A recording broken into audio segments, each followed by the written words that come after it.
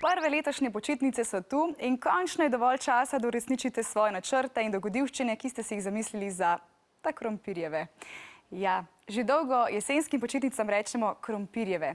Kaj mislite, odkot takšno poimenovanje?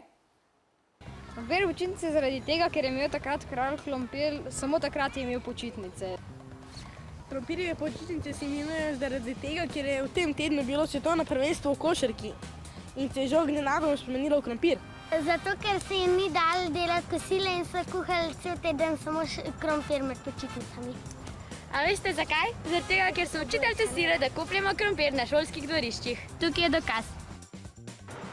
Očitno bi nam prav prišla strokovna pomoč. V šolskem muzeju gotovo vedo, kakšna je povezava med počitnicami in krompirjem. Krompirjeve počitnice, ta izraz mogoče ni najbolj primeren, ker vemo, da nam delo na kmetiji, na polju ne kroji več našega šolskega vsakdana, pač pa bi bil veliko bolj primeren izraz jesenske počitnice ali mogoče Trubarjeve počitnice.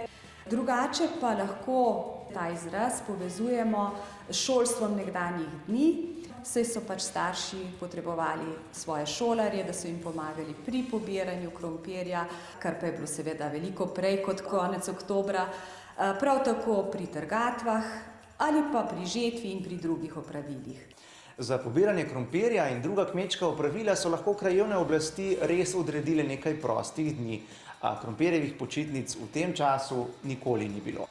Krompir so seveda pobrali že poleti, ta ljudski izraz pa je očitno tako privlačen, da se je zadnja leta kar dobro uveljavil za te jesenske počitniške dni.